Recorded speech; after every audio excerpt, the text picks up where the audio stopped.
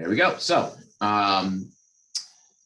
what I wanted to do is basically kind of start off with another introduction. So of course, you all know I train time and attendance and things like that.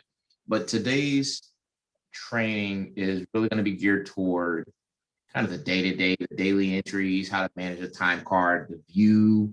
We kind of talked about how what will happen is that the software now is going to be a governor for how much information gets put into the payroll grid. So right now that's not being used. However, in the future, once you guys move to the software, you're going to be able to navigate time cards. So when an employee has, for instance, 40 hours or 48 hours or 62 hours, right? The software is going to be able to move that information from the time card and put that into the payroll grid, line item by line item. And it'll really just be for regular worked hours, overtime, holidays, if there are any, and any paid absences. Everything else will be trackable. The software does allow salary exempt employees to punch in and out. It makes no impact on their payroll. So if we want to track certain information from salary exempt employees, fine. If they do nothing in the software, they don't punch in and out, that's fine as well. For hourly employees, of course, the goal is to have them punching in and out. Okay, there are different sources for where they can punch in and out from, regardless of the method. As long as they do their job as to punching in and punching out in the day, the software is going to capture that information. And at the end of the pay period, that information gets moved over into the payroll grid. The goal would be that we try to steer you guys away from putting manual entries into the payroll grid, which is, if I'm not mistaken, something similar to what's being done now. It's absolutely what I have to do. Yeah. So the goal is that once we move you guys over to the software, the earnings that come with time and attendance are automatically integrated. And what will happen is we'll lock and move that information into the payroll grid, make adjustments if necessary. Things like bonuses, deductions, garnishments, and wages, all that stuff happens after the fact. But time is the starter. It kind of shows us, okay, you worked essentially 72 hours. Maybe you got an absence in there. Here's what the gross wages would be. Then you could do some additional adjustments, retro pay, bonuses, anything that's non-time and attendance related after the fact. And it saves you a step in having to go in versus putting in 36 hours for a bunch of employees and having to do that manually. The software is going to translate that information over. So what you see on these time cards is going to get moved over to the payroll grid. And Dennis, I'll show you at a later stage. When we get to that point, it'll be when you guys go what we call live, which is using the software in full. I will walk you through that process. I won't walk you through that today. There's a lot of information to cover before we get to that point, okay? Okay. Hey, Marcus, let me say one thing that's not related to all this, because I always forget to say this. Our internet here can be a little squirrely at times. So if all of a sudden both Rose and I drop off, just hang on. It means I got to go reboot the router. Oh, yeah, that's always great, right? So it seems to always happen during a Zoom call. So that's why okay. I'm giving you a heads up. Fair enough. That's okay. That's fine. And I'll keep, I'll pay attention to that. Okay. All right. Good. So what we have here is a time card. So everyone in the software has a time card. Not everyone may use it, okay? But everyone, generally speaking, will have a time card. As of right now, the software sees all 27 employees that are with Legacy. As you add more people in and the roster gets larger, there are people in this software who may just be set up for just time and attendance. So for instance, I'm logged in as my partner user. I do all types of things such as reporting. I can do payroll processing. I can do time cards and new hires. In the software, we can assign different roles for different people. So some people may be managing just time cards only. They may not be processing payroll, bringing in new hires, but we can set them up in the software as what's called a manager. And they'll be able to do the similar things that we're doing. Okay. So right now we're doing this from an admin's point of view. However, managers, those that are just going to be doing time and attendance, maybe managing a time card or two or absences, They can do similar things as well. The only difference would be that they won't see hourly information. They won't see any social security numbers. They won't see any direct deposit information. And then they'll also have a much more reduced role where they won't see nearly as many options here. They'll be able to see some reporting. They'll see time cards, and that would really be it. Okay. So these time cards are based on your pay periods. Okay. So the software in payroll is feeding time and attendance your pay periods. So the software here shows that the 11th through the 25th is your pay period. That is being supplied from the payroll schedules. If you have schedules that need to change, of course, when those changes happen, it happens directly into the time attendance. So the flow of everything is payroll is the foundation. So the payroll frequencies, the occurrences, the hourly rates, all of those different things start everything off. Then we go to the time card where all this information is compiled and compressed. And then it goes right back into payroll where we get to run all the reports that we need to, labor tracking, and then we actually process, and then all that stuff goes into the employee paychecks. So, but what will happen is that you'll notice in this case, this is a Friday to Friday. So the software has Friday. And because you guys have more than 7 days as a pay period, you're not going to see every single day on this time card. Down at the very bottom, you're going to see this gray slider that you could just use your left button on your mouse, drag it to the left or right to navigate to the beginning of the pay period, or to the right, far right, to get to the end. In this software, the software will highlight what the current day is. It'll always be highlighted in this orange box. Okay, so today is the 22nd. And what will happen is that as we get further into the pay period, this will continue to slide right, getting to the end of your pay period. Then when we get to the beginning, it will slide off. It'll start at the left and then continue to go right. Okay. What you'll notice is when you go to the time cards, your gray slider will slide closer to what the current day is. Okay, and then if you want to look at the beginning of the pay period, just use it, drag it to the left, you look at the beginning of the week. Otherwise, it'll just continue to slide right. So it may start to stay in the middle for a bit, and then as we get to the end, like now, then it's going to slide to the right. Okay, this software prides itself in having lots of historical value. So as you all start using the software, whether it's start as testing, or once you all go live, this information is going to still be accessible to you all as a company. So everything that is showing on these time cards will stay here and will not move. So there's no purge date. There's no time where this information will be removed. With clients that have been with us since the beginning of time and attendance, which was back in 2017. And all of this information is still made available to them if they need to navigate and get back and do any look backs. So what you'll notice is on these time cards, of course, you get this date range here. You use the left and right arrow to navigate to prior pay periods. Of course, you guys haven't been using this, so it's blank. But if you would ever like to kind of look back and see what's happened in the past, you can use these arrows to navigate to prior pay periods or future ones. You could also go and find actual pay periods based on a certain date you're looking for. So it's almost like a filtration. So if I want to see something that's going on in August, I can absolutely go do that.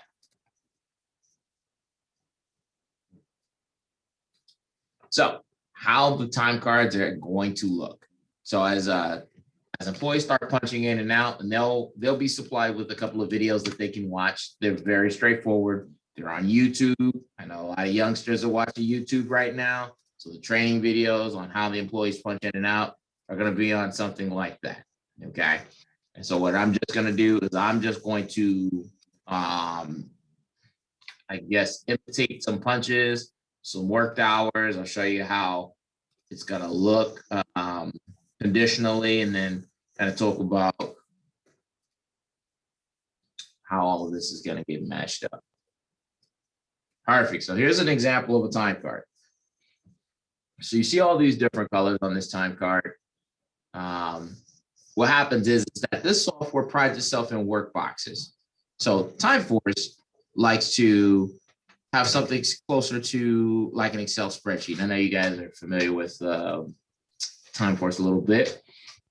What happened in this software is that when the employees start punching in and out, the punches are going to go specifically to these little pods. So you notice these little hash marks are like hour increments. So as the employees start punching, they can punch in real time. I just put times at the beginning of the hour, just a couple of hour increments. What can happen is that the software is going to take those punches in real time and put those into the proper spaces. Okay, so right now I just put in like 8 hours for a couple of days, and then I did 6 hours here. And the software is just going to put those punch times and group them together. So when the employee punches 2 times, 4 times, 6 times, 8 times, any even increment, the software is going to grab and snap those hours, those punches together and make a duration. Okay. So notice there's 8 hours here. Down at the very bottom, you'll get a total of the hours and what earning they are considered. Mark, does it say like 9:03 or 9:10 if they? Yeah, absolutely. Okay. It'll say 9:03, 9:10, 9. Just Like curious. here, I'll do 9:22 to 10:47. But I mean, when they punch in, does it take the time, actual time on their? Or do Yes. they? Yeah. Okay. Yes. Yep. Just curious. Okay. Yep. So the software will show down to the minute whatever punch time it is. I just happen to just throw some hours out there real quick. Gotcha. But Okay. what'll happen is the software is going to say exactly what the time frames are. So if it's at 9:01 to 10:59, it'll show exactly that. Okay. Because this duration was less than an hour and a half, it's not going to tell me this information where you see 9 to 5 here. Because it was less than an hour and a half, it's just going to tell me the duration. But I Okay. put my mouse over that work box and I can get specific detail. Okay. Okay. Yeah. So the software is going to give you specific details. It's not going to round the times. Whatever they punch, what they punch. The employees can only punch in real time. They can't punch in the past, Great. in the future. So they can only punch it to the minute, whatever time that they're in, regardless of whether they're punching on a computer or if they're using a mobile app. What you'll also notice is that if an employee or when an employee, I'm not gonna say if, it's gonna happen. When an employee forgets to punch out, or punch in, right? The software in this case is a lot different than TimeForce. Now you're gonna physically see a different color on the punch. So what you notice is there's 9 to 5 here, 9 to 3 here. You can see the difference between an 8-hour day and a 6-hour day. It's a little smaller when it comes to 6 versus 8, but a single day is going to be really, really small. It's only going to have one line item. We only see 9 until, and there's no end time. All right. Same thing here, 9 until, there's no end time.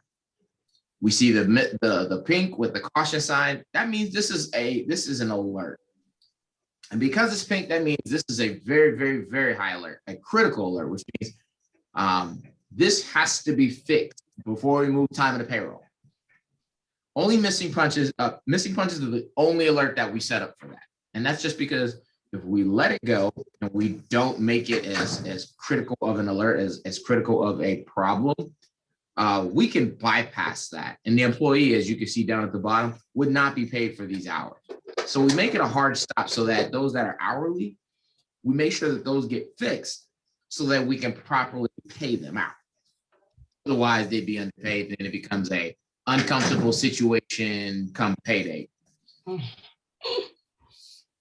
So this is a nice provision that this software does versus time, which is it will also alert the employees as well. So not only will it show this display here, the employee that has a missing punch, they'll get an alert the next day. So like on this Tuesday, if Jonathan didn't do anything the rest of the day, Wednesday morning, he'd be getting an email. And if he has the mobile app, he'll get an alert that says, hey, you got a missing punch yesterday. That's nice. Manager will also be notified as well. So it's a multi-notification method that lets you know, hey, there's something going on. And you're specific. Jonathan, you missed. And for Jonathan's manager, hey, Jonathan missed a punch yesterday. So there's enough notifications that everyone knows what's going on, All we need to do is go get these missing punches fixed and we can proceed. Another nice layer of this as well is there's a, it's not a required, but a recommended method for signing off on time cards. At the end of a pay period, you can sign off on a time card.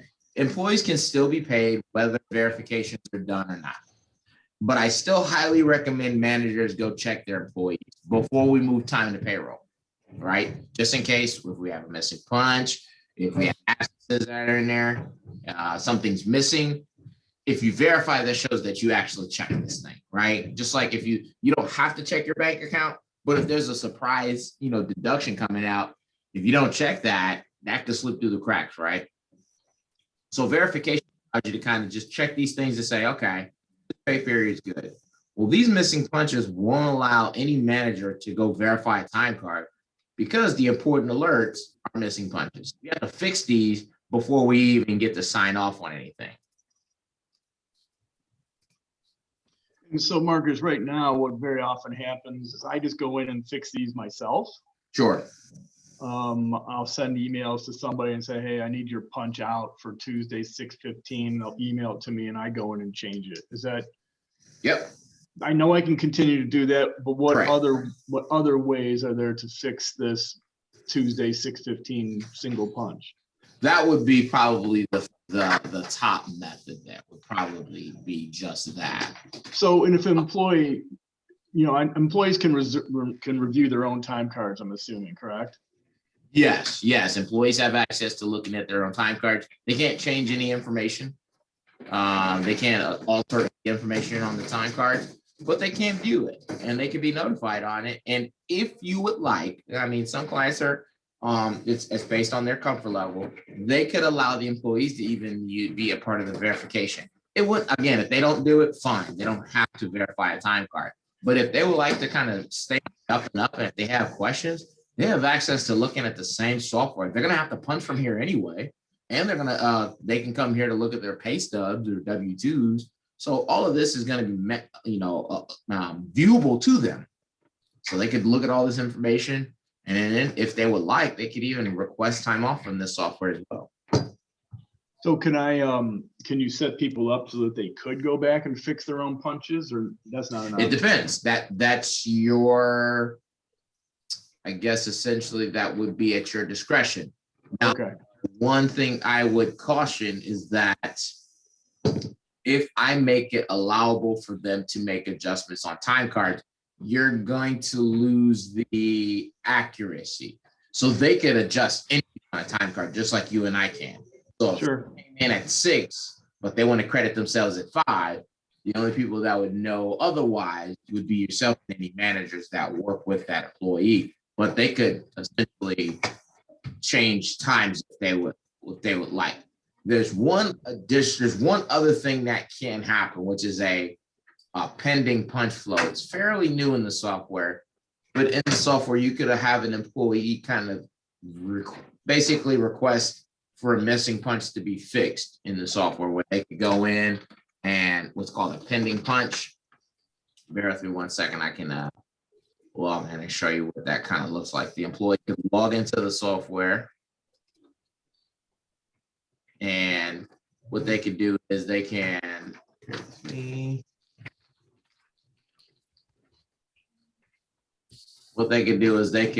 process a pending punch that says, okay, I want to submit a missing punch and say, hey, I missed a punch here on one of these. That's cool. So what happens is it has to be approved first. And then once it's approved, it shows up on a time card. It takes away kind of the notification method back and forth. That's good. Through iSolve. So you don't have to email anyone. They could send a request, and then that request goes to iSolve and alerts you all. Hey, there's a pending punch request for, in this case, Jonathan. And in our field, people, they track their time through the mobile app on their phone. That's what they use to punch in and out. Gotcha. I assume they will continue to do that. That's correct. Yeah, they can continue to do that. Now, on the mobile app, to my knowledge, it would just be point of punch. I don't believe they can request the missing punch Right. mobile app. I'd have to check into that because I use the mobile app and I don't remember ever seeing being able to submit a missing punch on there. Now on the web, you could do a lot more, generally speaking, even with the, like at the management level, you could approve time off or you could verify a time card from the mobile app. But if you have to go and make changes, you have to use the web. The web is the sole method for going in and adding either adding absences or adding additional punches onto an actual time card. So Understood. So the verification you highly recommend, especially for us with people in the field, right? Because we don't know if they call in sick. We don't know if they're taking vacation. Correct. Right. Absolutely. Absolutely. I would highly suggest it. Like I said, it's not a required method, but it allows everyone to kind of be up to speed and say you have the option to look over this information on your own. So if you don't do that and we process, you can't say that you weren't notified. Because, for instance, Right. today's the Tuesday, right? So let's say technically your pay period is Friday. By Saturday, Sunday, or Monday, your employees would be getting a verification alert that says, hey, please verify for the past pay period. They could be emailed on that. So they could be notified, hey, payroll's about to be run, check your stuff. If they don't do that and they find out when it becomes on their paycheck, hey, I got underpaid, you have the opportunity to go in and notify of a missing day, right? Like we can help you and guide you, but we're not going to do your job for you. If your job is to put absences in, request them, or punch in and out, we're not going to chase you. The onus kind of becomes more on the employee, right? Yes, managers do need to verify some things as well, but if an employee doesn't show up on a day and wants to get paid for that information, it would be up to the employee to either let management know or request time off. So you don't have to do the 90%, the employee do that 10. Now we can put a little bit more onus on the employee, right? And it also clears any disputes. Hey, I did this, I did that. Did you verify? Because if you verify, then that meant that you knew. And if you didn't verify, then you just simply didn't check. Mm-hmm.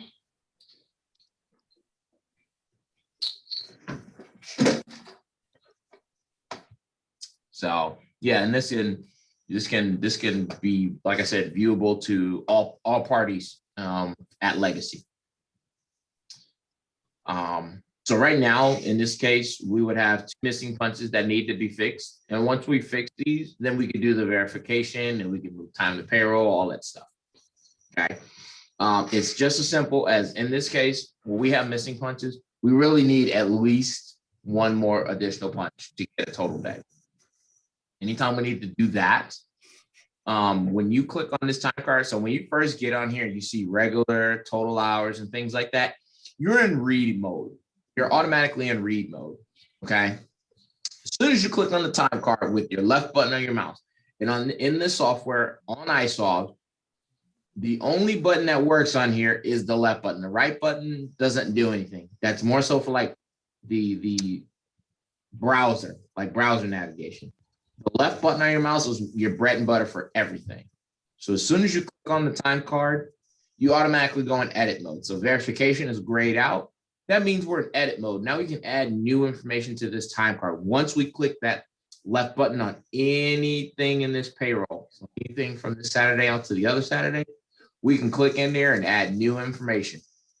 So what we want to do is on Tuesday, we want to click that button and the software says, how do you want to add new information?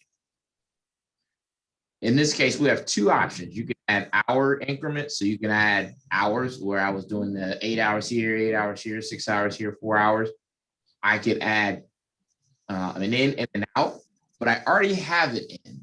So all I would need is just 1 more punch to create an out, and that'll create a total day's pay. So in this case, I can go in and type any information once I click the word punch. Okay. You'll see the type in mode, auto and normal. My suggestion, leave these defaulted. We really just want to hunker down on the actual time frame. And again, you can type in whatever time you want. You do not have to worry about do not round. You guys aren't set up for any rounding rules. So whatever is put in here is to the minute exactly what it's going to be. So as long as you do or use the letter A or P, software will basically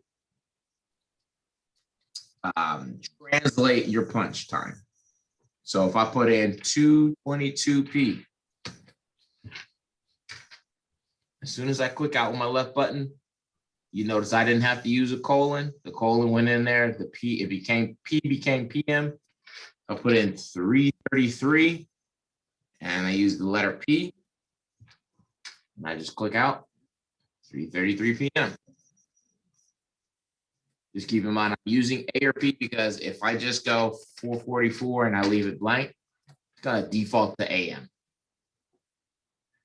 If you prefer military time, you can use military time as well. We don't. Well trained, it will basically do the same thing.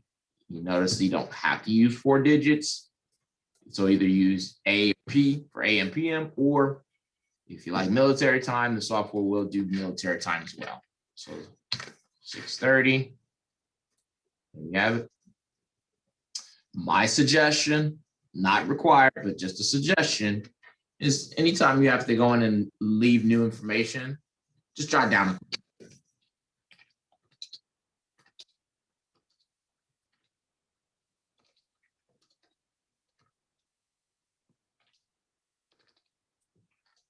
And then I just leave my initials. Who made the change? There are audit reports in the background that are always running information. They know the credentials of who put in punches, who made adjustments, has anything been deleted. So the software has a footprint as to what has been added, adjusted, or deleted. But for the sake of just navigating to a time card, my suggestion is leave a note because the note will be easier to read without having to run a report in the background. So I went in and made that punch and I recalculated, and I actually need to explain how to do that. So what I'm going to do is actually add one more additional punch for Thursday. And of course, we could either do hour or punch. In this case, for missing punch, we always want to just click the word punch, put in a new time frame. So I'm going to put in 4:44 p.m.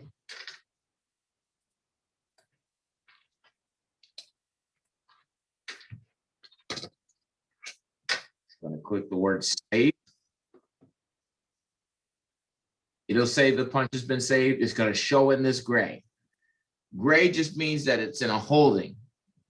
Okay, so it's there. It hasn't fixed it yet. Reason being, I can go in and add new information on more and more days. So if I have 5 things to fix, I can fix 5. If I have 1, I can fix the 1, whatever it is. But as soon as I'm done with everything, this show results is my save button. It's my final recalculate button. That's what will clear out any missing punches.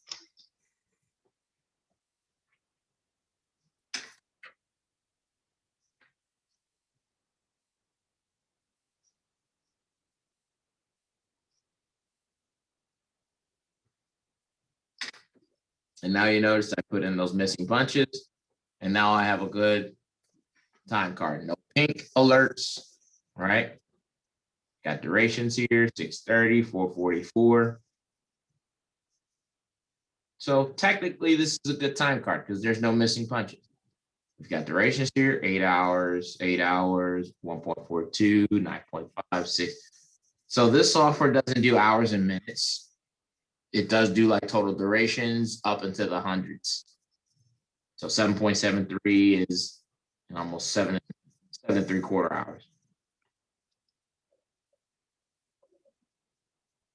And then what you'll notice is that anytime I leave a note, there's that little pencil icon. And if I put my mouse over this, I don't have to click anything. As long as I put my mouse over, I'll get more details as to what went on. And a pencil just means there's a note. I put my mouse over it. There's the note. Now just keep in mind, be careful with notes. If the notes are made available for everyone to read, whether employee, management, or admin. So calling your employees blankety blank, unless you have that good relationship with them, I'd probably steer away. Now, Jonathan knows he's a slacker, go for it.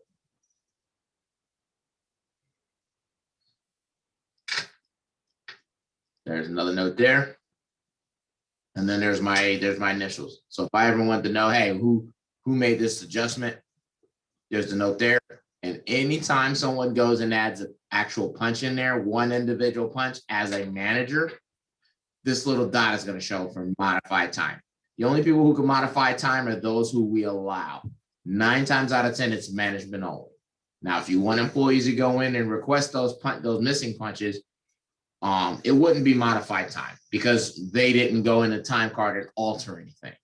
Typically, that's managers and admins. But if they start submitting those missing punch reports, they'll fill in these gaps.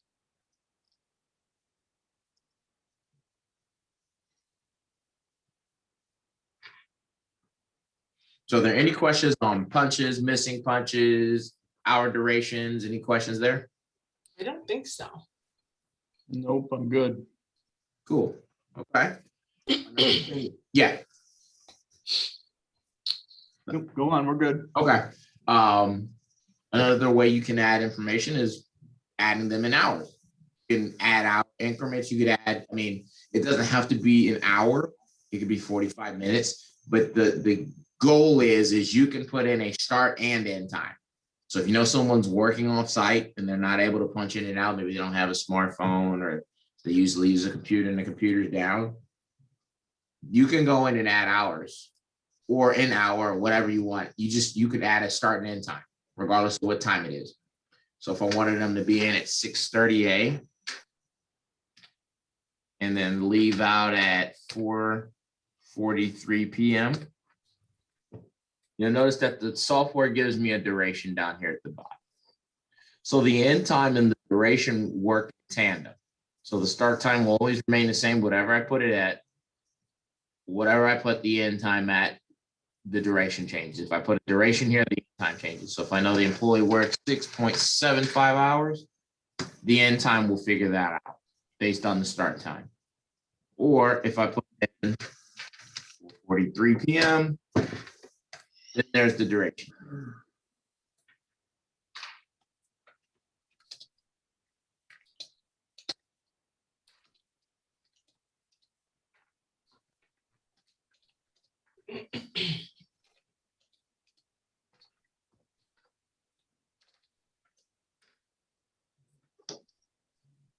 Okay, it shows in gray.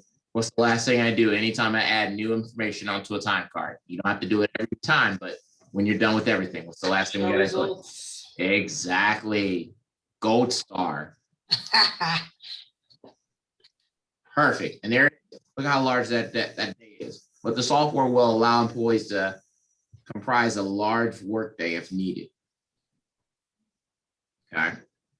And as you can see, the hour distributions are up top. So if an employee works at 4 in the morning, the punch is going to be further up. If it's, if they're leaving out at 8, it'll be further down toward the bottom. And what you also notice is that the software is also going to know the overtime situation. Now, I may need to look at this rule actually as I think this through.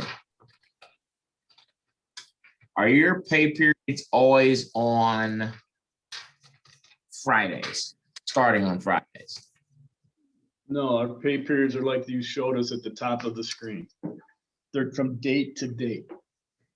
Oh, whatever day they turn out to be. Got you.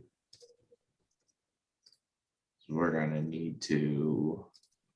So they end on the 10th, regardless what day it is, and they end Okay.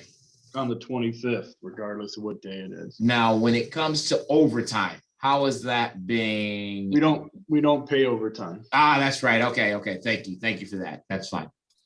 Thank you for reminding me of that. Let me look over the rules really quickly and just make sure that we don't have. We don't. Good. Yeah, I thought I undid that. Good. So the software is looking at these. There's no overtime, so they can work over 40 hours, over 80 hours, whatever it is what they got. So as you can see, I undid the overtime rule. So the more hours they work, that's fine. It's not ever going to go to overtime.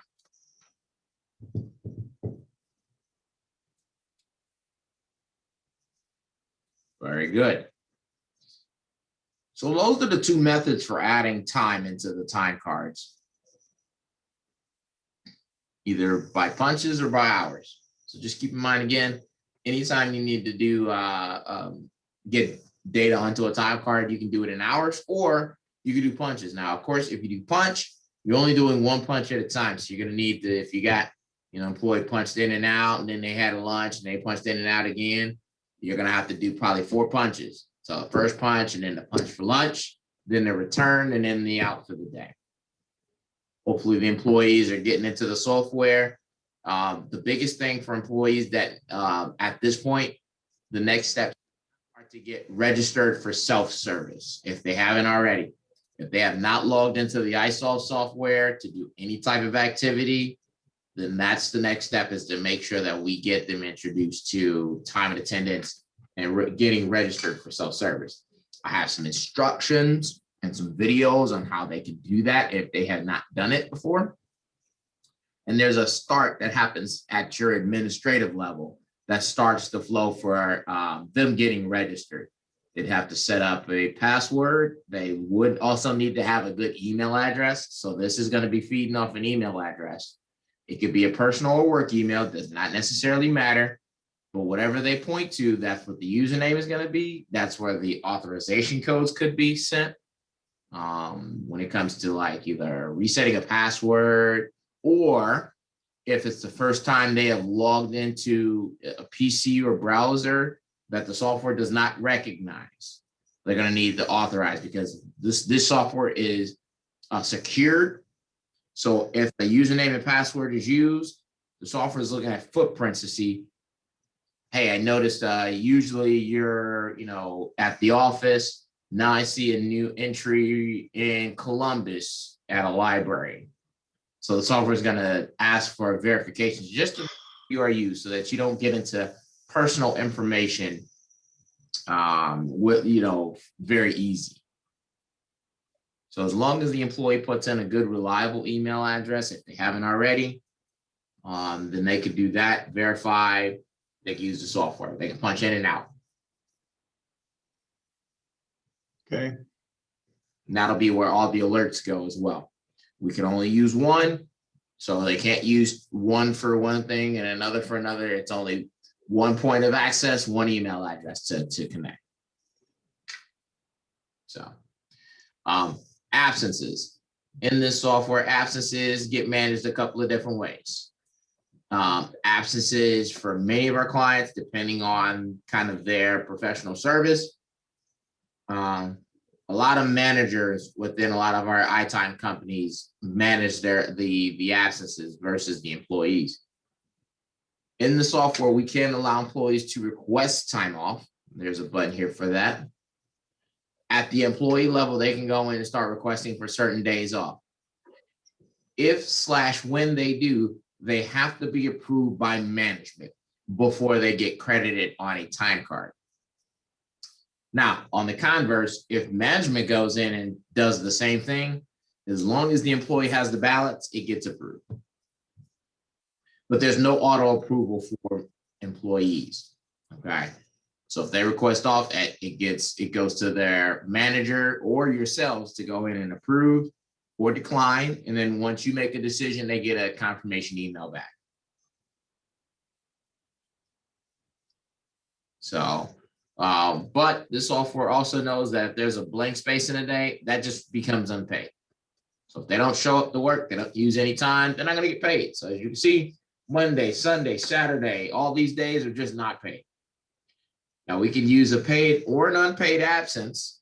We can use unpaid absences to kind of keep a footprint as to what's going on. So we can add a new absence called no call, no show. And we can add that on the time card. It's not going to add to the pay, but what it can do is it can add to the tracking absences so that we know, hey, how many times have you been out in the last 6 months or 9 months or a year? All right. This could be good for performance reviews or a good backbone if you guys ever have to use it for termination with cause. But each client uses this a little differently. So some clients just want the vacation and PTO, everything else can just be unpaid. And other ones use additional absences, paid or unpaid. So you guys can kind of just let us know as you use this software a little bit more, what you guys would like to track more. Okay. Okay. So your build is set up like this for now. And of course, we can make tweaks and adjustments. Our goal is that hopefully we get you to a point where we won't need to make tweaks and adjustments every pay period so that we can get a good valid information. But to start off, there's going to be things that we can kind of adjust. So your build, you're not wed to your build. Like whatever this is, it can be adjusted. And we don't, like I said, we don't want to make 1,000 adjustments, but we'd like to make adjustments as things come, as things change, and as needed. So this request time off button, like I said, this is where you can go in and track absences. Right now, vacation and PTO are the two. Once we start selecting dates, this screen is essentially almost like booking a hotel or flight. So we could select an absence policy, vacation or PTO, and then we can pick a day or multiple days. So you can do a from and to date. It could be one day, it could be 1 week, 4 days, whatever it is, right? As long as we put in absence, range, start time is optional, and then how many hours per day. So this is going to be repetitive. We wanted it to be 4 hours per day for a bunch of days, for 4 days. Then the software says, okay, that's 16 hours. Just keep in mind, you don't have to do the total hours. You don't have to do the math, that the software would do the math. One time I had an employee, I had a client email me and say, hey, this employee couldn't request off and they had the balance. Well, what I saw is that the employee had requested for 40 hours per day. I was like, well, you know, and it was for 5 days. So it's 200 hours. I was like, well, I don't see 200 hours in this employee's bank. I'm going to assume they wanted 40 hours for the entire request, and they did the math. Can we set that up to default to 8 hours? So Absolutely. I don't want them to have to pick that. So just set that up to default to 8 hours. Okay, fair enough. Would there ever be a time where they would choose less? Only if they were taking a half, if they're only taking a half day. Okay, that's fine. So here's what we could do. What we could do is I have 8 defaulted there. What I could do is instead of having them kind of just freeform it, they have 2 options. They default to 8, or they could choose 4, not 4.8, 4, or 8. That's it. So I got 2 choices, and the default is 8. Okay. So instead of being able to click on it, they'll click the drop down. It will default to 8, but then they can choose 4 if they wanted to. But those are their choices. They can't do anything more or less. Yeah, because they generally just take vacation 8 hours at a time. There you go. But that's fine. Gotcha. Because if they only work half a day, they just get paid for half a day. They don't usually take a half day vacation. You know what I mean? Right. So then now let's prove that out. Request time off, vacation, defaulted to 8, but we could choose 4 if we wanted to. There you go. Okay. Perfect. And then the comment area, whether it's you or your employees, whoever initiates this can leave notes, you know, taking off vacation, taking off request. And then, like I said, if the balance is available to the employee at the management level, if the manager's putting it in and instead of the employee, it'll be approved. If the employee requests it, it has to be approved by management, then it gets credited. I'm gonna go ahead and just add this absence in for today. And hypothetically, the software sees, you know, the balance. I don't have accruals connected yet, but what'll happen is once it get approved, there we have it. Absences show in gray, as you can see. If a request was from an employee and it had not been approved yet, we would see the word pending right under the duration here. We also would see down at the earnings summary, pay time off would be blank. If there would be no line for pay time off yet. It wouldn't be paid until it gets approved. If it gets declined, then this gets removed. If it gets approved, then it shows and it stays on the timeline. The employees can request off from either the mobile app or the web. Regardless of the method, once they submit this request, their management team will get an email saying with the details, hey, Jonathan Akers is requested off for 8 hours on 6/22. So that request will go to whoever we set up as his manager. Correct. Okay. So each person will be set up with a manager, and payoff request would go to whoever that person is. Correct. So Okay. we can set managers up 2 different ways. Now in TimeForce, it's only 1 for 1. We can only do 1 person at a time. In this software, we could do it one of 2 ways. We could do it assigned or department. So if we want someone that's just over construction, we can set them up as a construction manager. So if anyone their department 200 construction requests off, that person could get that notice. Now, if you got people that are like at certain sites and maybe they have construction, a couple office people, then maybe we need to assign them so that they get their respective employees. So if they only get 4 out of the 5 construction people, we assign them. If they get everyone in construction, if we only have 1 or 2 department managers for construction, whoever we assign, because there can be more than 1 manager for one for departments, both would get notified. So if we have a backup, we would assign both of them as a department manager or an assigned manager. And then when that happens, both will be notified at the same time. And do they both have to approve it? No, as long as 1 does. Now, if you want to, that's fine. But typically we say 1 person goes in and approves. If we need to multi-layer it, we would have to set up an additional workflow for it. But typically it's first come, first serve when it comes to approval or declines. That's fine. That's fine. Okay. Let me ask you a higher level question real quick. Okay.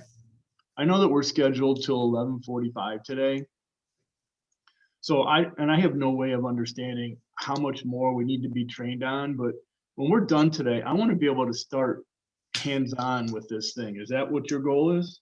Absolutely. Yeah. So like really, these are the biggest things to cover when it comes to time and attendance are making sure the employees are ready for self-service, that they are ready to get connected into the iSolve software if they have not already. Then I'm going to supply with additional videos for those that are maybe going to be in like intermediate management, so like department managers, construction managers, office managers, whoever, to watch a couple of videos on how to manage time and attendance, similar to this. And yes, you guys could, even at this point, could use this software as testing. You can still do the TimeForce. I would highly suggest still doing TimeForce so that if you want to kind of look something to compare it with, still similar softwares, but at least you'd be able to see the difference, the trade-offs, what looks different, what, you know, and still ask questions and find your hands-on experience to be really, really enlightening. Okay, so absolutely, you could use this software today if you would like to start. Testing has no impact on your actual payroll. I don't walk you through that payroll process until you all are live and actually using this as law. So you can use this as like everything that is going on right now will stay in the time and attendance atmosphere for testing. And then once you all go live, then I take that pay period and move that into payroll and we use that information. Anything before would just be ignored. Well, just, you know, for me personally, I don't want to do testing for very long because I know that I'm really going to learn it by just having to do it, just like I did. Absolutely. I actually know the old system pretty well. Yeah. Those will probably come up a little slower. We'll just work together on stuff. So sure. I need to get this going soon. Like in July, Gotcha. I need to be like live. The thing I'm concerned about is just making sure that I get this app on everybody's phones and I can teach the actual employees how to Sure. punch in and out. Because Sure. other than that, I'm pretty much going to manage the whole system. There's not going to be a whole bunch. There's not going to be a whole bunch of managers. Fair enough. There's going to be 1 or 2 of us. That's really it. Gotcha. Okay. So I just want to make sure I set those expectations that Sure. I got to get this going now. Gotcha. So I guess my next question would be, when it comes to that, do you guys still have department meeting or a big company meeting? Are you guys going to have one of those, or do you have those still? No. Okay. Because I was going to say, a lot of times when we're doing a big process, sometimes I will make a offsite visit to our clients and kind of just help with employees that need to get the mobile app on. Not everyone has the same learning curve. Not everyone is very tech savvy when it comes to like the initial setup. And it is very particular in iSoft's case to get in there. And I always want to make sure that, like generally speaking, I've had probably 3 phones since I've been with a whole, or maybe 4, I'm not sure, but I've been able to use the mobile app and test it and prove it and show everyone how everything works with no problems. So See, everyone that is going to use this to report time, not one of them is in Cleveland. oh, okay, that's fine. I have a mobile app video that they could use then if that's the case. That actually walks them through that process. So that's okay as well. I'll send I'll send you that too. Everyone in Cleveland that works in the office, everyone in Cleveland is basically salary. So they actually don't even use this system. Oh, okay, fair enough. So then I'll do the mobile app video because I have a mobile app video that I use for a property management group. And it covers kind of like the initial startup and how you do everything. And if they have mobile app problems, I promise you, I'm not a betting man, but I promise you, if they have a mobile app problem after this video, they've never watched the video. Seriously. Like, so if they follow the video and watch the guide on how to, very, very rarely does the mobile app not work. And 9 times out of 10, it's usually because there's a really, really old phone that just is not compatible with any smartphone data. Right. Times out of 10. Or they have something set up in the background that's like affecting it. So for instance, it took the time zone off their phone. That'll create an issue on the mobile app. If they turned off their location, that could potentially create a problem. Other than that, if everything is just like defaulted on your phone, then the mobile app is easy, very straightforward. All right, so just take that approach from this point forward, that really what we have to do is get the people in the field with this on their phone and able to use it. And that's really about it, because other than that, it's going to be me and Rose here. Okay. And I know the system well enough. Yeah.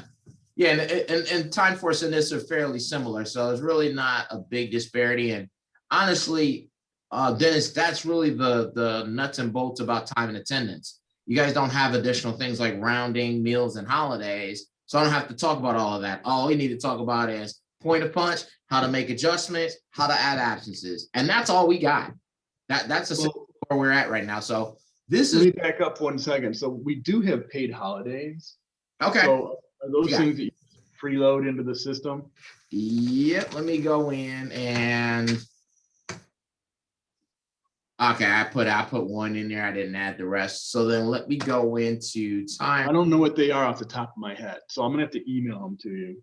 Okay, and that's fine. Yeah, if you could send that to me, I will add those. And then what will happen is that the software, as you can see, best with this Christmas Day, we put the occurrence in, and then the software knows what to do. So typically we set holidays so that like things like dates are Sunday next day, Saturday previous day.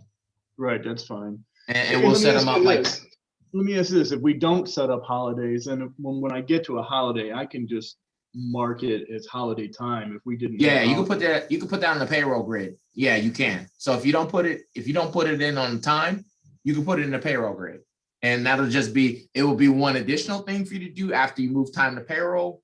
But if that's what you want to do, let's just say, because once we put this in the software, whoever we program, the software is going to execute exact every single time. So if they're not eligible for it and you'd rather have hands-on, you could do it on I the can payroll. update holidays myself and enter them myself. Somewhat. We have to do the initial setup and connection because there's some rules in the background that we have access to that unfortunately you wouldn't. Okay. Because we have to have a hand in that because we have to allocate from either holiday to holiday rules and then do holiday rules to hours allocation. And usually one of those 3 steps our clients doesn't have access to. So like one of these 3 steps typically. So tell me what I need to tell you. If I send you an email, what exactly do I need to tell you so you can set this up? Just let me know the holidays, generally speaking. I guess if you do have holidays that vary based on the set year, If you don't have, if they're basically almost like a bank rule, then we can set them up. If they vary a little bit, let me know that as well. If they don't vary, for instance, like Good Friday, not to say that you guys have that, but Good Friday is going to be the same day unless you decide that, hey, instead of it being Good Friday, it's going to be Good Monday or something like that, right? That's Right. a specialized rule that, maybe they'll say for 2021, we're going to do it, but for 2022, we're going to do something different. So if you have a holiday that changes based on the year, let me know that. If not, just tell me all of them. We'll set them up, and then we can always adjust those year by year. Okay. Everyone, I'm sure, but maybe one holiday where you're just like, hey, you know what? We're actually going to do a Thursday, Friday, and then a weekend. We can adjust that. Can we do half days? Absolutely. Yeah, certain ones, if it's a half day, you can let me know which ones are half days, which ones are full days. That works as well, because then I can set that up as well. Okay. So what I'm trying to figure out is what additional setup things we have to do that I might need to tell you about. Like, Sure. if we're going to be tracking vacation here, then I need to tell you how much vacation each individual has, right? Or do I set that up? You can set that up. So when it comes to like how much time, we call those that time off, especially balance related time off, we call accruals in ISO. Okay. So anytime you want to go in and do something like that, we're going to go to what's called the leave accruals. So all you have to do is type in the word leave. It's the only option there. And if you click there, it'll take you to this exact space where you can go in and turn on certain balances. So PTO, sick, vacation. And then right here where it says update balance, this is the new starting figure. So once we turn, okay, this person gets vacation and they get 80 hours. Once we click save, now the software is saying, okay, you get this X amount of hours, and you can start requesting off of that. Or from a management standpoint, you can start adding absences from that, and that will be the number. Then in the background, from a time and attendance standpoint, when they get to 0, the software will then block it and say, hey, you can't use it anymore because you've used it all up. And so if we set this up just like I'm looking at, how does the software know when those 80 days started? Like, we're in the middle of a year. Well, so this right here is an exact. So as soon as you click save here, 80 hours is made available right now. Now, Okay. what can happen is the software can program an award based on tenure. So let's just say if we like right here, this is a manual update. Okay. So whatever here is what it is. The software can update things on its own without you having to necessarily go in. So we can set rules, say, hey, when you hit 1 year at the beginning of the year, you get 40 hours. When you're here 5 years, you get, 60 hours. You've been here 10 years, you get 80 hours or whatever. And as you can see, there's things like carryover that we can either limit or they can use as much as they'd like. Or, there's a lot of different things when it comes to this. This is typically where we go to, what's your handbook policy? What are your policies and procedures? So if you got rules that say, whether it's the beginning of the year or the anniversary date or every pay, here's what the rule is, here's how much they get, here's their max bucket, here's what carries over, or use it or lose it. And we can use it for anything. So right now you need the current amount balance due. Yes. If you were to use some, you need the current real-time number. Correct. Okay. Yep. Since we're starting at the beginning, in the middle of the year, we want what's effective now, and then they continue to use that up until we get the reload. The good thing is that we can start off without having accruals where the software is actually going to award anything, and the employees still have correct balances to take. And then when it's time for everyone to get their reload, we can set that up in the background between now and whenever it's time for the software to actually do that award. If we do that, because the nice thing about the software is the software doesn't have to actually add these buckets in. You could actually go in and maybe 1 year an employee gets 44 and the next year they get 60, right? Well, the software wouldn't know that unless we program it. But some management like to have the hands-on approach of, I control how much you use and you can't deviate from that. And maybe you did not work a full year. and we will contractually give you a little bit more or a little bit less based on whatever happened. So you have options with how much you want to award. Do you want the software to award this? Do you want hands-on with it? Well, we're pretty easy, right, Dennis? Isn't everyone January 1st? Mm-hmm. Yeah. Okay. Yeah. And that's fine. Yeah. We just, if we're going to use this year, which is an if, we don't have to. We could That's just start correct. using. We could start using this next year. But if you were right, correct. You're correct, Rose. If we're going to do it this year, then we have to figure out what everybody has left and put it in now.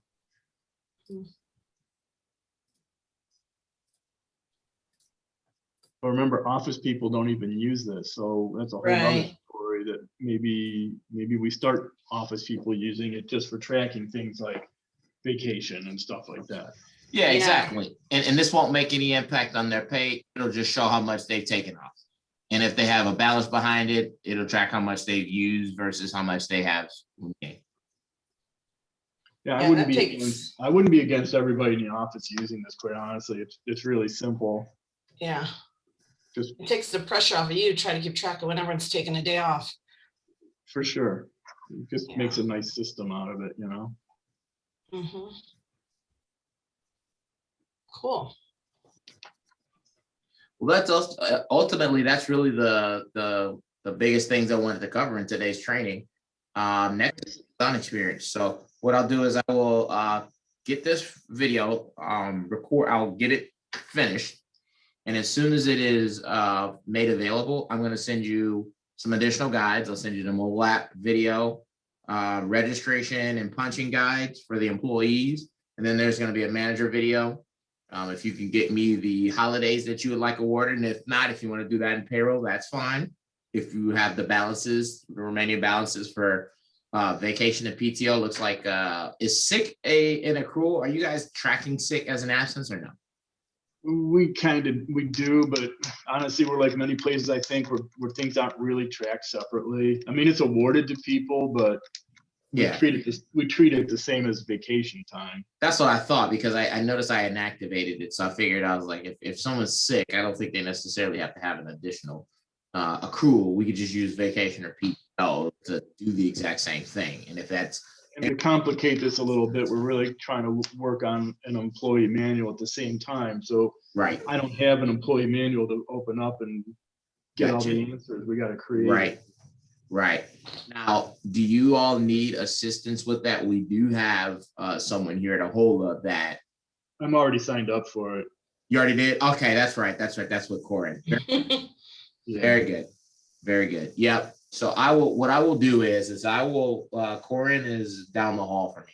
I'll let her know that we've finished our training and that you all have mentioned kind of just buttoning up on this policies and procedures for absences and accruals. And I'm sure she'll continue the conversation with you. And if you have questions, you can always lean on her for that. Yep. She's waiting for me, of course, on this. Oh, okay. All right. Well, don't keep her waiting, because Corinne, she's nice and smiley, but she's got dagger eyes. She's pretty dangerous. I would not try her. So am I. Yes, that's right. Yeah, not to be trifled with. I wouldn't, yep. So, but yeah, I'll let her know and update her on the training, and you guys can meet on the policies and procedures. And I'm sure I'll be interloped anytime there's a new change or a new handbook, if there is one, and make it to your build. All right, so let me ask you a couple more questions. So what I want to do is get this mobile app on my phone and on Rose's phone right away. Okay. And I want it to be connected to this test software so we can mess Okay. around with it and see Gotcha. how it works. Mhm. And I think that's how we'll try, and we'll get this paid holidays, vacation stuff worked out. Sure. And once Rose and I feel comfortable, clocking in and out every day and checking this Sure. stuff out, Okay. I'd like to roll it out then. Sure. So the biggest thing that I would definitely let you know is that, Dennis, you are in the software as an administrator. So Right. the mobile app is geared towards self-service. So your D Bauer account works on the web, but it would not work for the mobile app. Anyone that needs to use the mobile app has to basically be registered as an employee for legacy. Your admin account is not actually tied into your personal account or to you as an employee. Okay. To get to that, you need to go to what's called the general screen. So when you log into iSolve and under that search the menu, type in the word general. And I'm actually, what I'm going to do is I'm logging out of my regular atmosphere. I'm going to log into my demo atmosphere and show you what that looks like. So bear with me 1 second, because this will be huge for anyone that wants to get onto the mobile app, whether it's yourself or anyone else in the company. So now I'm logging in as an administrator. So here's what will need to happen for anyone that needs to use the mobile app is when you go in there, you can go and type in the word general. When you do, it's the first selection here that ends with the word general. I'm not seeing that. Not seeing it. Oh, sorry. Yeah, let's try stop share, new share. Let's see, screen 2. Can you see me now? Yes. But Yes. how did you, I don't know how you logged in though. I gotcha. So what happens is let's just say I'm on the home page. All I have to do is under search the menu in this top left corner, type in the word general. And the one that ends with the actual word general is the one that we want to select. Okay. Okay. So you're in from there, general employee maintenance. correct. I That's got it. So what'll happen is that you can select whoever you want. Let's just say Brooklyn Kicks. I'm familiar with this. And then what'll happen is that where you see like all this information here, self-service information. This is huge. This is what connects an employee to their email address. So we put in whatever the email address is. And then we check this box here. And as soon as we click save, that employee is going to get an email from iSolve saying, hey, your self-service account is ready to get initiated. And what they can do is I'm going to send you the registration video. As long as they follow the registration video, they're good to go. It'll allow them to put in the authorization code. The authorization code is the last four of the social. They'll set up a password and a security question and answer. As soon as they that Let out, me stop Yeah. there for a second. Is there any way to use an authorization code that's not the last 4 digits of our social security numbers? not for self-service. For app, when you do self-service registration, it needs that. After that, it's not going to ask for that anymore. That's the only time it asks for the last 4 is when you are getting connected to your email. Okay. Now, if you're doing like new activity, logging into a new browser, new computer, then it's going to send you a temporary code that's going to expire. But when you first get started in the software, it wants to make sure you are you. And after that, it doesn't ask anymore. Well, everybody is signed up for self-service. I mean, they were a long time ago. Okay. I know probably from what I'm hearing from people, some people may not know that, and certainly they don't use it. Sure. So I don't know if we would have to start all over on that again, because if I look through most employee files like this, it's completed. It's there. Yeah, and you may see some dates in there. So my biggest thing is that my rule of thumb when it comes to this, if an employee says, hey, I don't remember my username and password, I don't remember what it is, I don't remember my password, any of that stuff, check the dates. Because what will happen is I'm going to go to, let me go to Paxton Carlson, for instance. He's an example. Okay. This will tell me the last time that there was a login date. And what also should happen is we should see an electronic consent. One of these two. If we see a last login date or an attempt that happened like anytime older than like 3 months, anything that was before like March, so if it was like, even if it was in 2020, if it was anything from 2020, 9 times out of 10, they probably did it and don't remember any of that information. So if it's been 6 months, forget about it. We're going to restart that process. So in order to restart that, we're going to uncheck this and then hit save. And when we do that, it's going to kind of undo the connection, but then we can recheck this and then click save again, and it'll restart the email so that they can do the verification. so that they can get authorized. So if other people in the field, so does this have to be enabled for them to actually track their time and do punches in and out? Absolutely. All right, so they're all punching in and out, so they're actually, this should be up to date. Correct. And if they've been using iSolve to do anything in the software, now time and attendance is made available. So as soon as they log into the software, as soon as they log in, and I'm just going to log in as my test employee, even as of now, and as you can see, there's that authorization, new activity. I can get a text or an email. I'm going to do the text, temporary code. It's not the last four of the social. Log in. And as soon as I log in, the software is going to say, okay, you're good. There's a little time clock icon. So anyone that's using the web or the mobile app, using the web, they can go in, they can do a quicker detail punch. Then eventually I'm going to need to migrate that submit missing punch submission if that's what you want to do there. But the employees could do a quick punch, which is just a time and date stamp. Hey, I'm in at, well, in this case, 10:46 for Texas Central Time. But then that allows them to do just a quick punch. As long as they do that twice in a day, they're done. Detail punch allows them to do notes. They won't need to do groups and labor groups or any of that stuff. They only have to change the mode and type. If they ever wanted to leave out late, coming in early, they can leave notes down at the bottom. Well, I do want them to have the opportunity to submit missing punches. Yep. So I'm going to have to work on that flow. It's not available right now, but it will be down the line very soon. Yeah, so I want that. This reminds me of one other thing, and that is jobs. We need to set up jobs in here because employees are assigned to jobs. Sometimes employees will work multiple jobs, so they have to report their time against a job. Okay, so my question would be, do you have a list of those jobs? I do, yeah, so I can get you that. Yeah, that'd be great. And then what will happen is if they're doing a specific job, they go to detail punch.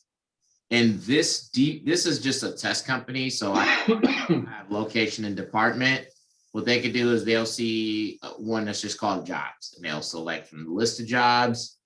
As long as they find out of the same job, then the software can comprise that information. So can we set them up with a default? So yeah, like yeah, that's default right. job? Yep. Yeah. So the software is going to have their default, and what will happen is that we would, from an administrative standpoint, need to show the default. So we'd have to set that up in the background. I can let you know when it's done, because then what will happen is they won't be able to set the default, but you can. So what will happen is there's going to be, let's go to organizations. So there's an area here that's called employee management, it's organizations. This is where you can go in and basically tell the software what's the default. I don't have this for this test company, but what will happen is that that organization could be selected, and that's the default. So if they don't do anything, if they just quick punch in and out, that's the default. If they choose the job, the new job will override the default. Nice.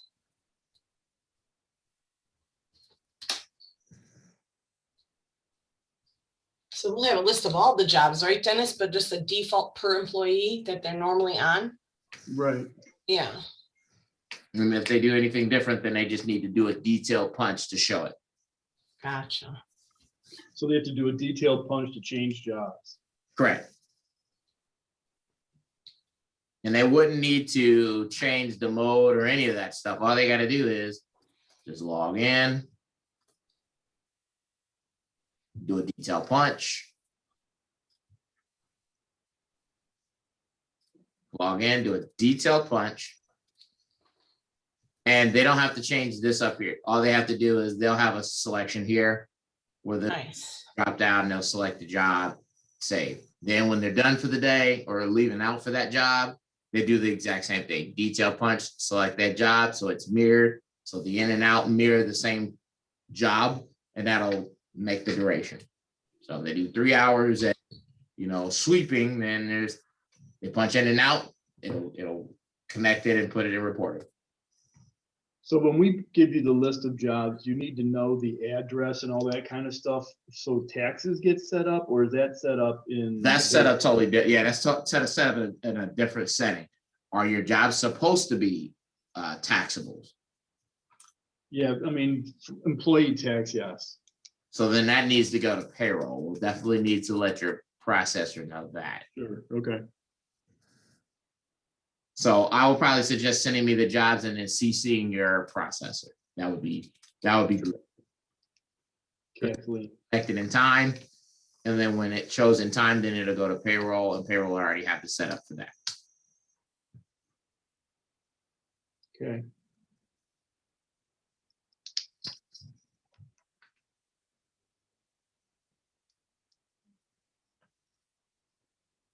All right. I think I'm pretty good. Bring it on, bring it on. I think I'm pretty good. Oh man, I was just putting my war paint on like All right. Fair enough. Well, this is a good start. This is essentially what time and attendance is about, managing the employees. So I'll send you those guides and this recorded video as well. The software is made available to you now, so you all can use this as of right now. And so how do I log into the test side, the practice side? We got to get self-service. So that general train, you're going to have to go to yourself, put your email address in there. That will get you into iSolved as an employee. You have the time cards as of now, but right now, the only access you have is as an administrator. You can still test as an administrator. There's no test atmosphere. You're just in testing. So everything that's made available right now is just testing. So is there just one login? So I'm used to logging into the time system completely separate than from logging into the payroll. Yeah. So you're just going to log into the payroll, website, aholawebpr.com. So the one so I'm just going to log in like I normally do into right. And so I will then be able to pick iTime somehow instead at that point? Yes. So what you do is you're going to log into the software, and then what will happen, and let me show you where time and attendance is. 1 second. I have to put the software on my cell phone first. So right. Attendance, when you log in, of course, aholawebpr.com, everything from time and attendance is an employee self-service. Employee self-service, time card. That's everything that is an employee self-service delves into time and attendance. So you'll see time as a subcategory. When you log in as like my live, and I can go to any client for that matter.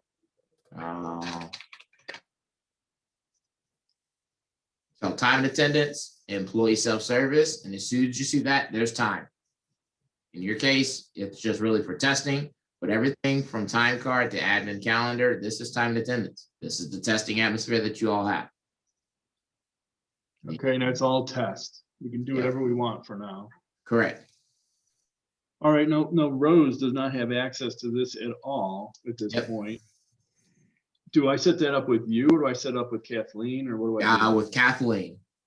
Okay, because she's gonna not obviously have the same permissions that I do. Yes. Okay, but that's Kathleen.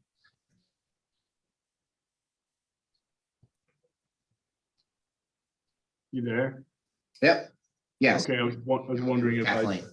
That's right. Because if she's going to do a segment of it, she may see some reduced roles. I still would suggest starting with her. And then, of course, I can always be a part of the conversation. But I think that she's probably going to be a contact for you guys. So that should probably be, if she needs to ever talk to Kathleen, it'd be good to have someone as a backup for you. Oh, for sure. Yeah, that would figure out, we're kind of splitting the payroll into pieces now that. Right, exactly. We have to figure that out too. Yep. Okay. Well, I can't think of anything else to ask right this second. Oh, they'll come. I know. They'll come, and you know where to find me. So shoot me an email with that information once you have it, any questions you have, and I'll be looking forward to getting you guys move forward, because when you get this hands-on experience, it's its own teacher. For sure. Thank you. Perfect. Absolutely, anytime. Well, Thank you so much. I'm sure, and I'll get you these guides and videos as soon as I get this recorded video done. Thank you. Absolutely. Y'all have a great day, okay? You too. Thank you. Bye-bye. All right, bye-bye.